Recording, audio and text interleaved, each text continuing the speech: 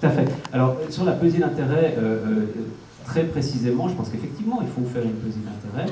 Et je pense qu'en matière de construction de logements, si, effectivement, parce qu'on peut se poser plusieurs questions, hein, on peut se poser aussi la question de savoir quelle est la cause de cette crise du logement. On la posera peut-être tout à l'heure, mais en admettant qu'effectivement, il faut parer au plus urgent et colmater les brèches au plus vite, ce qu'on ne peut pas contester objectivement, on constate quand même qu'il y a des réservoirs de logements d'une qualité exceptionnelle, sans doute plus près du centre, en tout cas à même distance. Alors sans vouloir être provoquant, moi je connais une parcelle agricole qui fait 45 hectares, qui se trouve strictement à la même distance du centre de l'île Rousseau que la plaine de l'Air. C'est une parcelle agricole qui n'est pas très loin des transports publics. Il suffirait de rallonger un petit peu le tram, mais pas beaucoup plus que depuis les Palais jusqu'à la plaine de l'Air.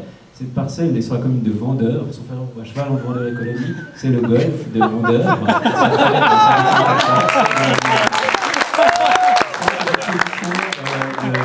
De première cours qui pourrait peut-être être utilisé plus rapidement pour sacrifier les meilleures terres agricoles du canton. Bravo. Dans une autre mesure, bon, il y a une étude par exemple qui avait été faite par le laboratoire de l'IPFL qui avait démontré que simplement en densifiant les zones villas qui se trouvent au centre-ville, c'est-à-dire sur les trois communes de Genève, Lancy et Carouge, on pouvait avoir un réservoir de, vous la connaissez certainement, et vous confirmerez, de 50 000 logements. On parle de 50 000, et là, très peu de choses se font. Il faut savoir actuellement que, en l'état, la zone constructive de Genève mesure 6330 hectares. Toutes les zones, zone de 1 à 5. Sur ce chiffre de 6300 hectares, plus de la moitié, 51%, c'est de la zone 5. La zone 5, c'est de la zone villa, qui abrite à peine, même pas 15% de la population. Maintenant, si on divise ces 6300 hectares par les 463 000 et quelques habitants de Genève, on obtient une surface au sol constructive actuellement de 136 mètres carrés par habitant. Vous pouvez faire le calcul. Prenez le nombre d'habitants du logement dans lequel vous trouvez du petit immeuble, de l'immeuble, etc. Si on prend des gens qui habitent à la jonction, on arrive à 10 mètres carrés par personne d'occupation du sol. Quand une petite famille de 4 dans une villa jumelle avec une parcelle de 500 mètres carrés, elle est à 125 mètres carrés, c'est-à-dire qu'elle est en dessous de la moyenne genevoise. C'est incroyable, n'est-ce pas? Cela signifie simplement qu'il y a très peu de Genevois qui accaparent des zones énormes. Il y a des inégalités qui sont hallucinantes en termes d'occupation du sol, et je constate que très peu de choses sont faites pour mettre un terme à ces inégalités qui sont proprement révoltantes. On ne peut pas accepter lorsque, d'un autre côté, on met de la balance, et là je parle volontiers de pesée d'intérêt, l'autonomie alimentaire du canton. Et quand on dit qu'il n'y a pas de pénurie alimentaire à Genève, moi je trouve que c'est d'un cynisme effarant. Parce que c'est vrai qu'il n'y a pas de pénurie alimentaire, parce que quand le prix du riz double, eh bien, vu tous les frais de transport, etc., à la Migros, il passe de 2 francs à 2 francs 10 ou à 2 francs 20. Mais quand on se trouve en Afrique centrale et qu'on a la même augmentation de 20 centimes, il passe de 10 à 30 centimes. Ça fait que le prix du riz pour les consommateurs africains, pour qui l'alimentation constitue une part très importante de leur budget, explose.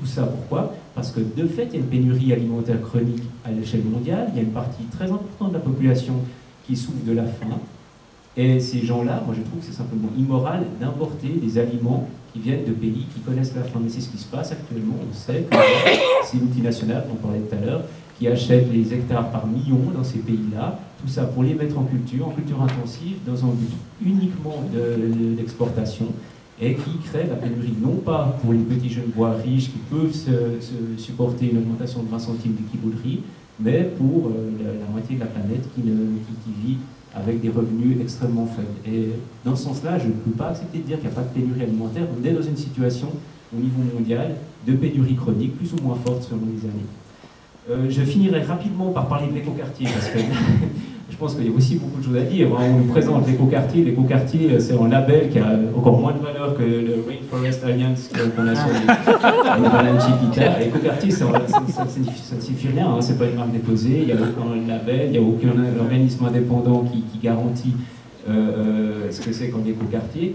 En l'occurrence, le projet qui est le vainqueur du mandat d'études parallèles, celui dont vous pouvez voir la maquette à l'entrée, c'est un projet dont le mandat, d'ailleurs, et ça on pourrait en discuter tout à l'heure, était de créer 2500 logements. Alors, je pense qu'on passe de 2500 à 3000, 3300, voilà, je ne sais pas. Mais ce qui est quand même troublant, c'est que ce projet prévoit un certain nombre de places de stationnement. Je vous laisse imaginer le nombre, 2500 logements dans un écoquartier. Quelqu'un a une idée? Oui. 7718 places de stationnement. Alors, qu'on me dit que c'est en écoquartier, j'ai de la peine à le croire. Voilà. Voilà, je vais vous demander de rendre le micro à Marc. Parce qu'il y a un certain nombre de choses qui ont été dites par Julien Nicolet sur lesquelles j'aimerais revenir. Est-ce qu'il est possible, Marc Muller, aujourd'hui, de construire la ville en ville? Il parlait de densification dans les zones de village. Alors, je sais qu'il y a des projets en ville, le chemin de la forêt, du côté du Grand Pré, de la Servette, des Paquis, mais il y a beaucoup d'opposition aussi. Oui, bien sûr. Prenez encore aujourd'hui, M. Pagani, en pleine campagne électorale, fait une conférence de presse pour dire qu'il s'oppose à la surélévation de quelques immeubles au boulevard Karl Vogt. Voilà, c'est aussi ça. Construire la ville en ville, c'est densifier, c'est surélever un certain nombre d'immeubles. Donc on a un certain nombre de résistances à ce type de projet-là. M. Nicolet parlait de la zone villa. Alors on peut remettre en question le principe même de l'habitat résidentiel en zone villa, ce que je ne fais évidemment pas. Je pense que c'est aussi un droit de pouvoir habiter dans une villa. Mais essayez de densifier une zone villa, vous dites vous ne voyez pas grand-chose. Je vous invite à prendre connaissance de tous les projets de loi de déclassement, et dans la salle d'éminentes membres de la commission d'aménagement du Grand Conseil, où nous avons déclassé, notamment à Lancy, M. Berthier est là, à Lancy, contre l'avis de la commune d'ailleurs, nous avons déclassé un certain nombre de zones villas, avec une résistance farouche des propriétaires de villas qui s'organisent en association, qui déposent force recours assistés des meilleurs avocats de la République. Nous le faisons du côté de Cointrin également, avec des levées de boucliers terribles, et tout le long des axes des futurs trams, notamment le long de la route de Chancy. Sur Confidillon, sur Aunay, sur Lancy, nous nous attaquons à la zone villa avec beaucoup d'énergie, et Dieu sait s'il en faut pour surmonter les oppositions. Nous déclassons une partie de la zone agricole, nous sommes confrontés à des oppositions. En réalité, il y a des oppositions à tout projet de construction de logement, simplement chaque fois avec des intérêts, avec des arguments chaque fois différents, qui sont tous légitimes. On peut tous comprendre, mais qu'on doit tous combattre, parce que sinon on ne résout pas la pénurie de logement. Alors vous me dites, une chose intéressante, la moitié de la zone constructible du canton, c'est de la zone villa. Alors moi je vous rétorque, la moitié du canton est en zone agricole. Et si vous ajoutez la zone bois et forêt, vous ajoutez les cours d'eau et le lac, il y a environ un tiers du canton qui est constructible. Donc à un moment donné, ce qu'on est en train de faire avec les Sherpies de Charenton, c'est d'étendre un petit peu la zone constructible. Certes, on ne crée pas une zone villa, je vous rassure, je pense que là au moins on se rejoint. Il ne s'agit pas de construire des nouvelles villas, il s'agit de construire de l'habitat dense et urbain, mais la zone constructible du canton de Genève, elle est très très faible par rapport à d'autres cantons. Quand on dit que Genève est un canton-ville, personnellement, je ne suis pas du tout d'accord. Je ne pense pas qu'on est dans un canton-ville, on est dans un canton largement agricole, très rural. On est le 3e canton viticole de Suisse, ce qu'on va aller rappeler d'ailleurs à Berne mercredi devant les chambres fédérales. Et on doit aujourd'hui, non pas s'attaquer à la zone agricole, parce que c'est très péjoratif, c'est très agressif, mais nous devons utiliser judicieusement, aux endroits qui s'y prêtent le mieux, une partie de notre territoire qui aujourd'hui n'est pas constructible pour réaliser des logements.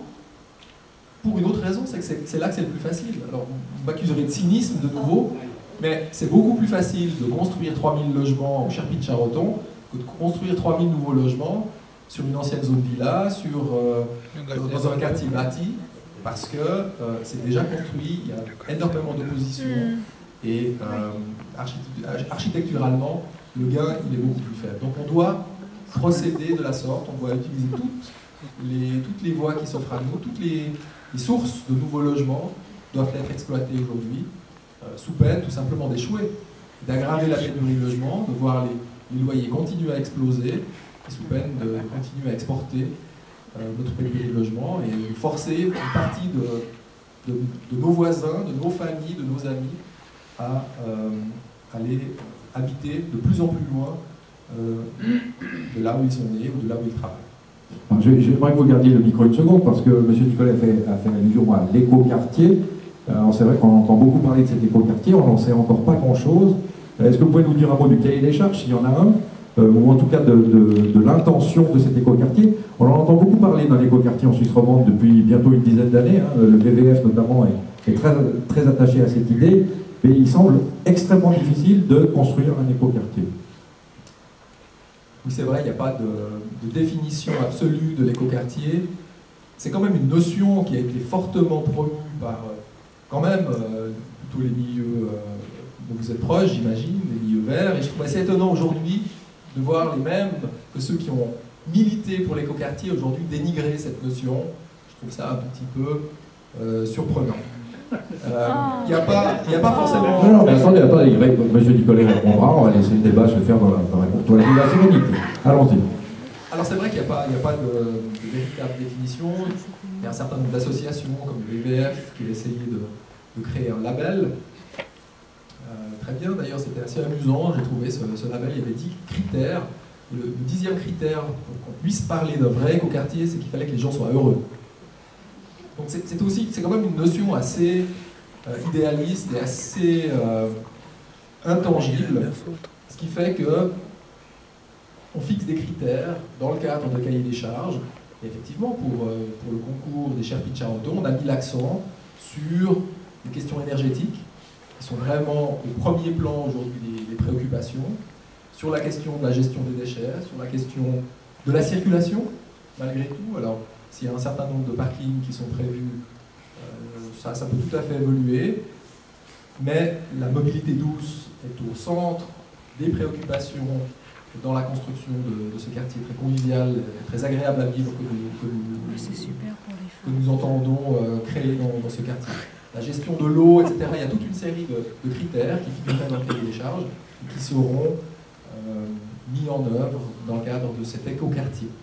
Merci. Julien Nicolet qui piaffait d'impatience de vous répondre, va vous répondre. Je crois que ceux qui dénigrent le terme écoquartier, c'est ceux qui l'utilisent mal, c'est pas ceux qui promeuvent les vrais écoquartiers. En l'occurrence, je crois qu'on promeut la mobilité douce dans le texte. Et voilà, alors je suis rassuré de savoir que les 7718 places de parc serviront au stationnement et non pas à la circulation des véhicules. Voilà. En ce qui concerne la classification de la zone villa, alors je crois que M. Muller l'a dit très clairement. Attendez, avant de revenir à la zone villa, moi j'aimerais que vous nous donniez votre définition d'un écoquartier. Qu'est-ce que c'est pour vous un bon écoquartier? Moi, je ne peux pas donner comme ça de but en blanc une définition, mais je pense qu'il y a un élément qui est très important dans tout ce qui... Non, mais je vais pas m'en sortir par une pirouette, mais je vais quand même vous donner un élément qui est très important et qui n'est pas du tout appliqué là. C'est que dans toute la réflexion écologique, il y a deux écoles qui peuvent s'opposer. Il y a ce qu'on appelle l'écologie par le bas et l'écologie par le haut. L'écologie par le haut, ce sont des projets qu'on va qualifier de technocratiques qui, en s'appuyant sur des nouvelles technologies, prétendent arriver à un certain nombre de performances écologiques. L'écologie par le bas, c'est plutôt l'idée que les gens qui, eux, souhaitent créer quelque chose d'intéressant, se mettent ensemble et définissent leurs projets dans des buts particuliers. C'est par exemple les coopératives d'habitation qui sont en train de se mettre en place. Il y en a une qui s'est mise en place à Plan-les-Ouates, il y en a un certain nombre sur la commune de Confignon, vous savez, vous avez peut-être l'occasion de visiter. Il y en a une qui, les résidents ont emménagé il y a à peine 10 jours à Crécy, sauf sur la commune de Confignon. Ça, ce sont des projets qui sont partis de la base, qui sont coopératifs, ce sont des gens qui se sont mis ensemble dans une perspective de construire quelque chose d'intelligent qui leur convient. Je crois que la convivialité, ça passe aussi par le fait qu'on responsabilise les gens et que les gens soient à la base des projets, qu'on ne leur impose pas des projets technocratiques. Et là, qu'on voit une maquette comme celle qu'il y a là-haut, on se rend compte du caractère imposé par le haut qui, personnellement, me fait plutôt frémir qu'envie. C'est mon avis. Voilà.